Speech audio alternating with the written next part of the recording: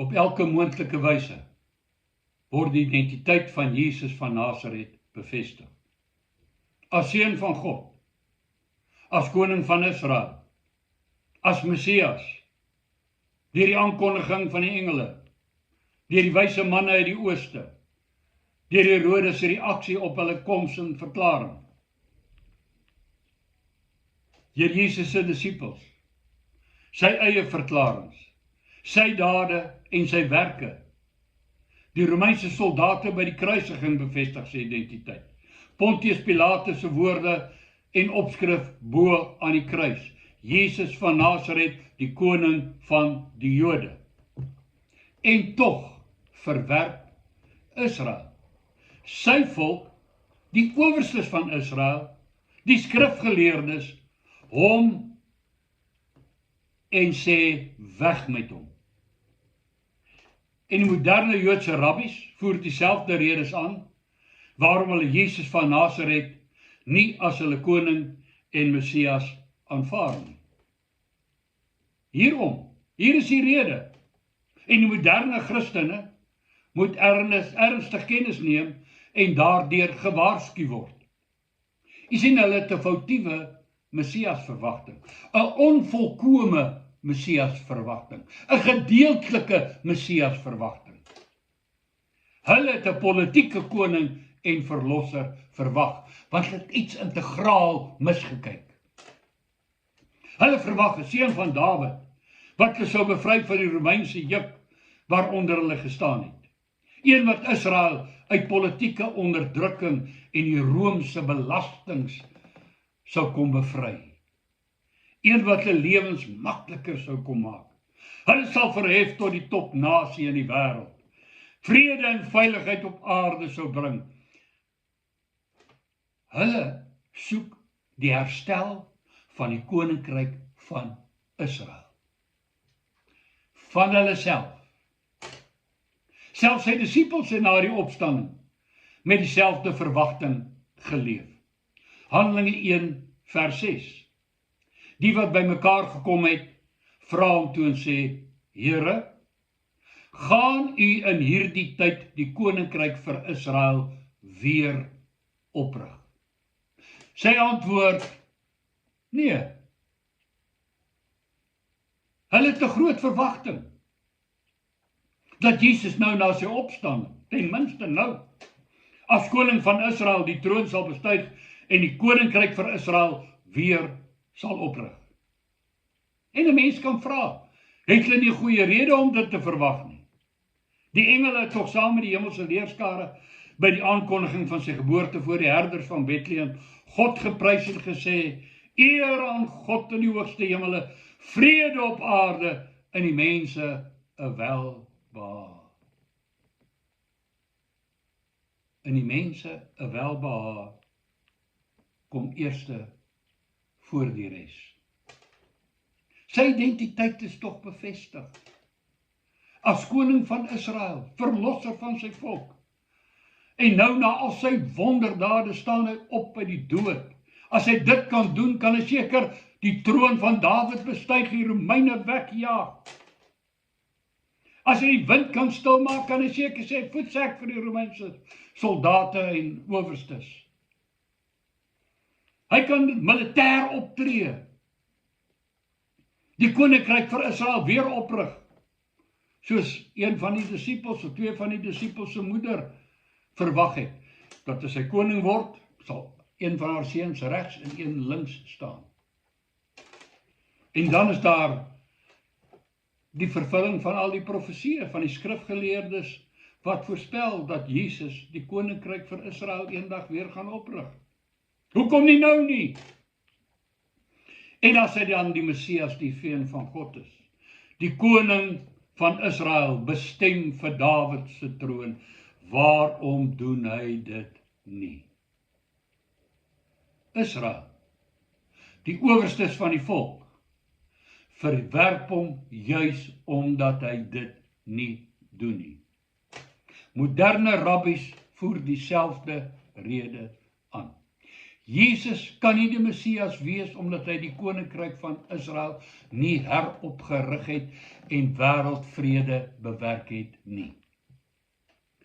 Die primêre oorsaak van hulle verwagting dat die koning van Israel 'n politiese ryk moet vestig, is omdat hulle iets anders uiters belangrik in die mense 'n welbehae misinterpreteer. Jesus kom in die eerste plek om die koninkryk van God te vestig en nie die koninkryk van Israel nie.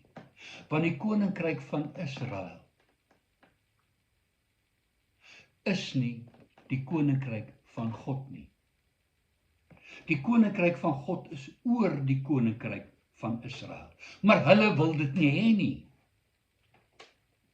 Hy kom in die eerste plek om hulle van hulle sonde te verlos, nie van die Romeinse oorheersing nie. Hulle dink hulle is oulik, hulle is spesiaal, hulle is verhewe, hulle verdien 'n koninkryk waar hulle bevoordeel en geseën sal word en 'n voorspoed en gemak sal lewe. Hulle verstaan glad nie wie hulle regtig is voor die aangesig van God nie. Hulle verstaan nie die implikasies van die wet van Moses op hulle nie. Hulle verbeel hulle is goeie en regverdige mense. Heilige mense, hulle is God se uitverkore mense.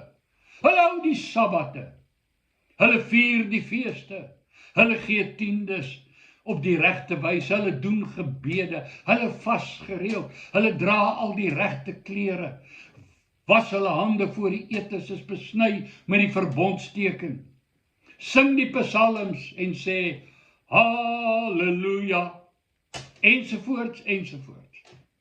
En hulle mis die toestand van hulle harte of innerlike mens in totaliteit.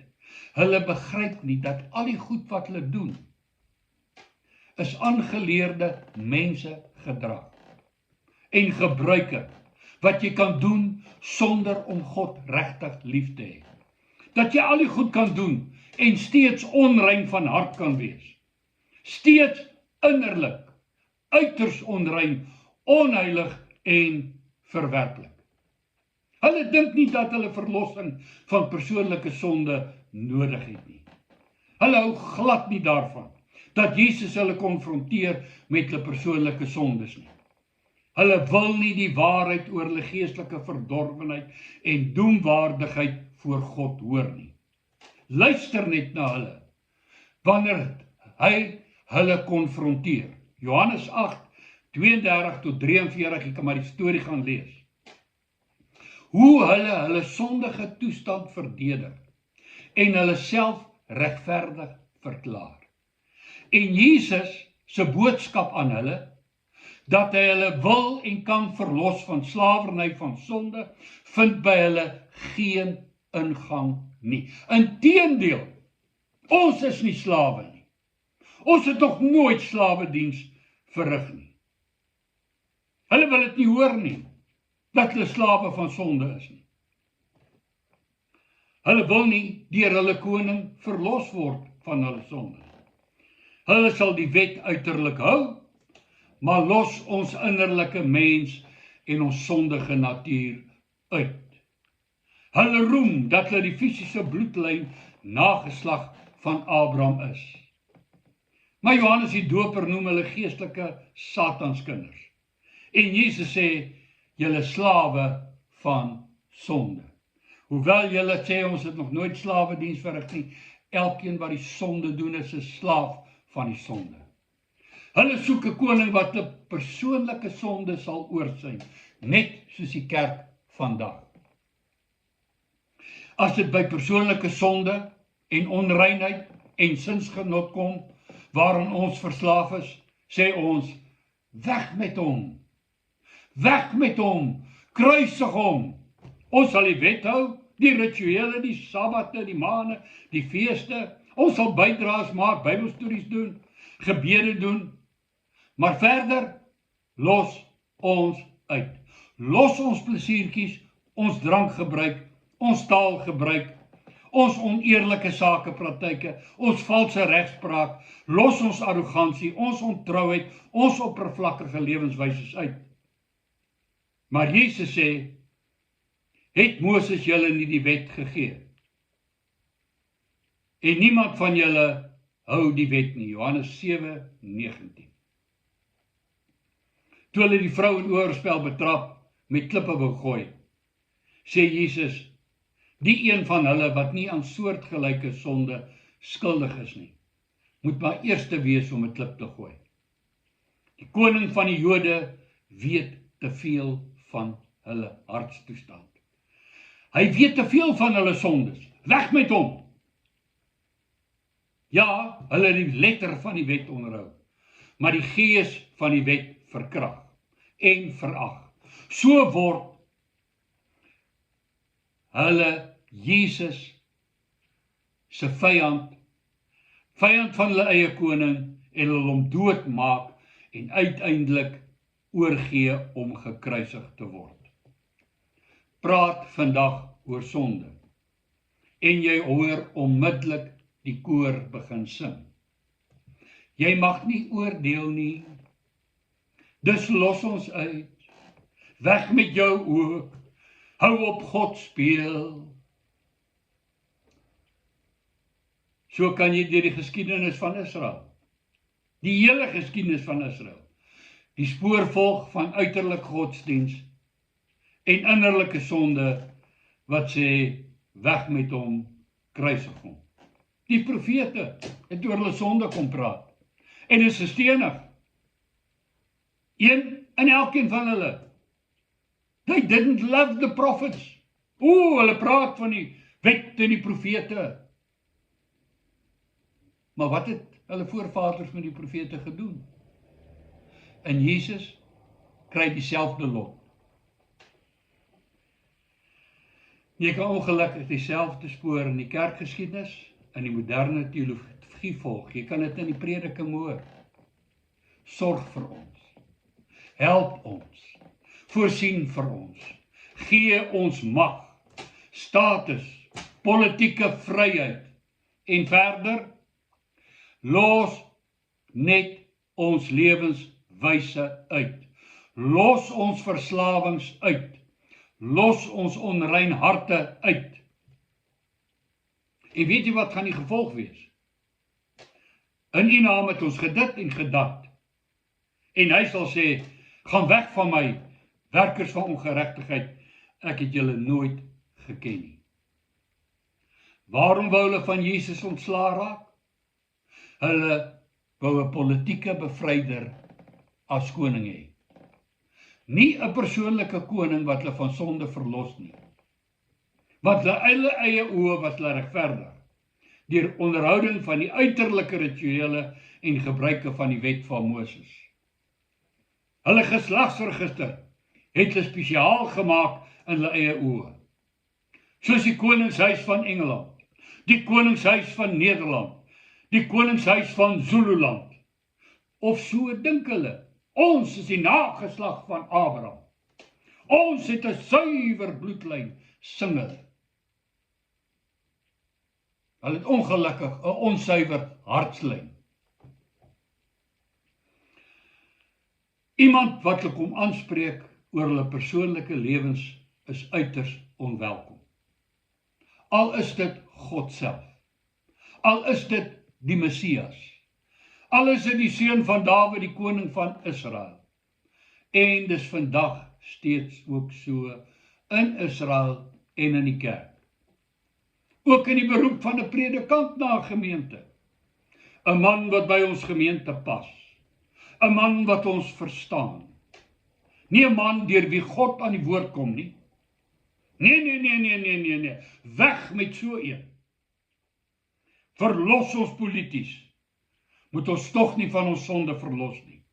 Keer ons rituele en godsdienstpraktyke goed, maar los ons lewenswyses uit.